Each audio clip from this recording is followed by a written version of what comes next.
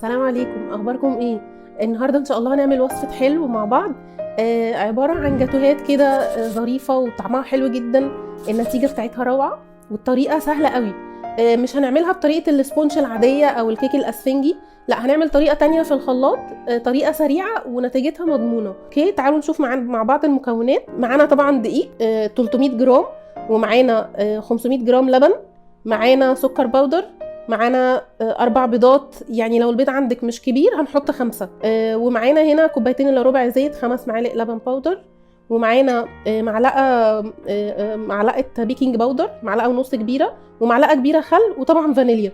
هنحط كمان حاجه معاها هتديها قوام وطعم حلو جدا، شوكولاته بيضه حوالي كوبايه، بنسيحها على حمام بخار بس بنسيبها لما تبرد، يعني بتكون سايله كده بس في نفس الوقت مش سخنه. يلا بينا نبتدي نشوف الطريقه ازاي. هننزل بالزيت اول حاجه، دول حوالي كوبايتين او كوبايتين الا ربع، هكتب لكم المقادير زي ما عودناكم في صندوق الوصف. هنحط عليهم كمان السكر الباودر حوالي كوبايه ونص، وهننزل عليهم بالشوكولاته اللي احنا مسيحينها على حمام البخار. نحط مع بعض بقى اللبن الباودر، اللبن بس احنا مش هننزل باللبن كله، احنا معانا حوالي كوبايتين، هناخد منهم كوبايه ونص وهنسيب النص كوبايه التانية على جنب. هنخلط ده كله مع بعضه كده في الخلاط. خلاص كده احنا خفقنا المكونات كلها مع بعض. هناخد من الخليط ده كوبايه ونص، وده هيبقى التوبينج بتاعنا. بصوا تقيل ازاي قوام. هناخد منه تقريبا كوبايه ونص. خلاص كده خفقنا وخدنا كوبايه ونص من الخليط ده، هيبقى التوبينج بتاع الجاتول معانا. عندنا هنا البيض، هنضيف ال5 بيضات كده كلهم، وهننزل بمعلقه الخل الكبيره، يعني معلقه صغيره مش كتير. وكمان كان فاضل معانا نص كوبايه اللبن اللي احنا خدناها، هنضيفها. هنخلط الخليط ده كله على بعضه كده، بس مش محتاجين اكتر من كده، يعني مجرد المكونات بتتداخل مع بعضيها والبيض يختفي مع بقيه المكونات. عندنا هنا الدقيق، هنحط عليه البيكنج باودر حوالي معلقه ونص كبيره. هننزل بالمكونات اللي احنا خفقناها في الخلاط كلها دفعه واحده. نزلنا بالخليط اللي احنا خفقناه في الخلاط على الدقيق، وهنقلب بس المكونات كده مع بعضيها، ونتاكد ان مفيش عندنا اي دقيق في البوله. كده الخليط جاهز معانا. هنبتدي نصبه عندنا، ده قالب 30 في 40، نبطنه بورقه زبده، وهنخلي جزء كده باين من الجناب عشان يسهل علينا لما نيجي نطلع الجاتو. خلاص كده الصاج جاهز معانا، ندخله الفرن. هندخله على 180، بياخد من 35 دقيقه ل 40 دقيقه، وهنختبره بسكينه رفيعه او خله اسنان، بنحطها في النص، لو طلعت نظيفه كده جاهز معانا. هندخله الفرن وهنشوف لما يطلع هنشكله ازاي. دلوقتي الكيك استوى معانا زي ما انتم شايفين اهو، اخد معايا 40 دقيقه في الفرن، وسبته لحد ما يبرد تماما. ولو يفضل كمان ان انت تسيبيه قبليها بيوم في التلاجة لحد ما يبرد خالص علشان تضمني افضل نتيجه. هنعمل ايه بقى؟ بصوا كده بشويش هنطلعه اهو تمام. الطرنش معانا هنقسمه قطعتين، هنمشي عليه كده بشويش بالطرنش، نتاكد ان الجزء اللي فوق ده انفصل تماما. تمام كده بقى عندنا قطعتين متساويتين. هنعمل ايه بقى دلوقتي؟ نفس الصينيه اللي احنا خبزنا فيها دي الصاج، هنجيب كده معانا ورقه الزبده دي، وهنقلب الجزء اللي فوق ده، هيبقى ده القاعده بتاعه الجاتوه. تمام، هنجيبها كده قدامنا عشان نعرف نتحكم فيها.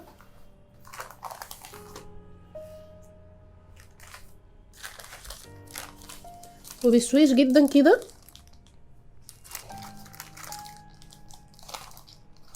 هيفضل عندنا كده ورقه الزبده العكس من فوق، هنشيلها بالراحه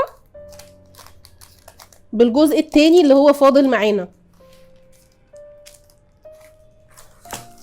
تمام، شايفين دي القاعده اللي احنا هنحط عليها الحشو. الحشو معانا عباره عن كريمه شانتيه باودر، ومعاه سكر بودره ولبن ساقع او متلج، او ميه ساقعه، زي ما تحبوا يعني، الاتنين بيدوا نتيجه كويسه جدا. لو انت عايزه تعلي التست ممكن تضيفي معلقه كريمه باستري كريم باودر برضو مع الكريم شانتيه، وبتخفقيهم مع بعض. لو عايزه القوام يبقى تقيل ومتماسك قوي ممكن تضيفي معلقه جيلاتين باودر، وبتحطيها في ربع كوبايه ميه تقلبيها وبتضيفيها اثناء الخفق. وطبعا الكريمه دي المفروض تكون ساقعه. هننزل كده بطبقه حشو في لو انت بتعرفيش تتحكمي في الحشو بالمعلقه ممكن تعملي بكيس الكريمه والقمع الساده. دلوقتي حطينا طبقه كريمه كده وسويناها على قد ما نقدر، يعني تكون كلها مقاس واحد. هننزل بقى باي حشوه كده تكون عندنا. انا عندي هنا حشوه الكريز، ممكن بقى بلو بيري بتتباع جاهزه، وممكن لو انت عندك فاكهه كمبوت بس تصفيها تماما من الميه علشان ما تخليش قطعه الجاتوه مش متماسكه. بننزل كده بالحشو فوق طبقه الكريمه اللي احنا حطيناها. دلوقتي احنا حطينا طبقه الحشو فوق طبقه الكريمه، نحط الطبقه التانية اللي فوق الحشو ده. يعني يفضل ان انت تحطيه بكيس حلويات علشان ما يدخلش في الكريمه الحشو اللي احنا حطيناه. تمام، هنمشي كده.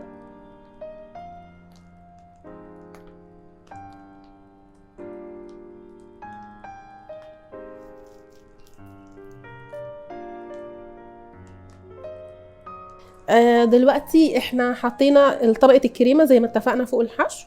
هننزل بقى بالطبقه بتاعه الكيك كده، هننزل بيها كده. هيتبقى معانا هنا فوق الورقه بتاعه الزبده، هنشيلها كده بشويش. خلاص احنا حطينا الطبقه الثانيه فوق طبقه الكريمه. هنحط طبقه كريمه خفيفه خالص، يعني مش كتير.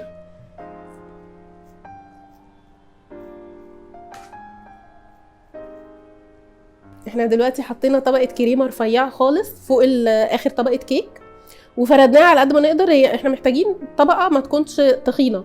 وهنعمل ايه بقى؟ هندخلها الفريزر تشد، لازم تسقع معانا كويس جدا علشان لما نيجي نقطع الجاتوه تتقطع معانا القطعه بقطعتها وما تبقاش يعني شكلها مش ظريف. هندخلها الفريزر نص ساعه ونرجع نشوف هنعمل ايه. دلوقتي طلعنا الكيك من الفريزر، يعني سيبناه ربع ساعه كده الكريمه تشد معانا. وده التوبينج اللي احنا عملناه وقلنا لكم هتشيلوه على جنب. لو حابين تلونوه زي ما انا عامله هنا كده، بيبقى فيه الوان جل بقى، في بينك موف، اللون اللي انتوا حابينه حسب الحشوه اللي انتوا حاطينها. انا هكتفي النهارده باللون الابيض ده، مش هلونه. وهنزل بيه كده على الكريمه.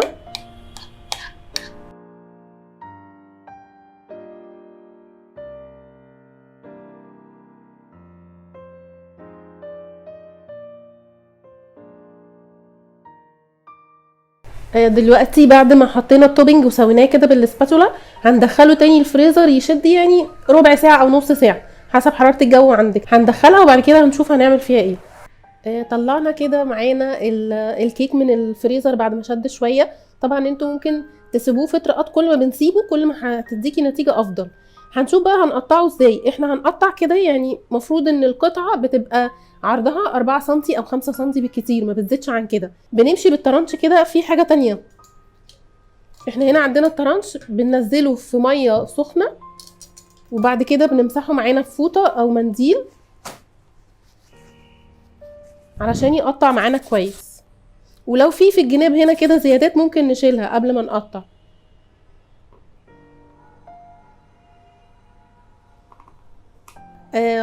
دلوقتي بصوا، احنا بعد ما قطعنا الكيك يعني سمك القطعه العرض بتاعها 4 سنتي او 5 سنتي بالكتير يعني، بس هو 4 بيبقى كويس جدا.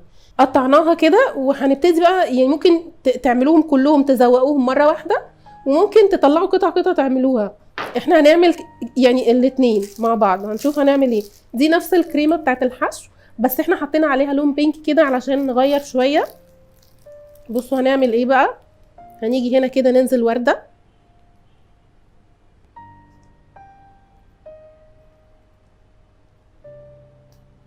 معانا هنا قطع كيوي.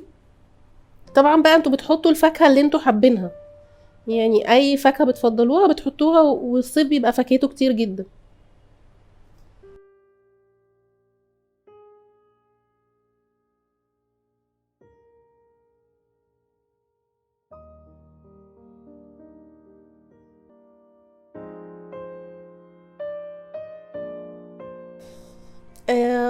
شفتوا معانا الطريقه سهله قد ايه، وشفتوا طلعت معانا كام قطعه جاتوه. طلعنا حوالي 30 قطعه، سهله جدا ومش مكلفه زي ما بنشتريها من بره، وكمان في نفس الوقت انتي ضامنه حاطه مكونات ايه.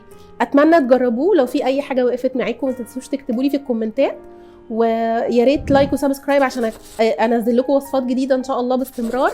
مع كوكسة وإيمان عطية دايما هتلاقوا الجديد. استنوني في وصفه جديده.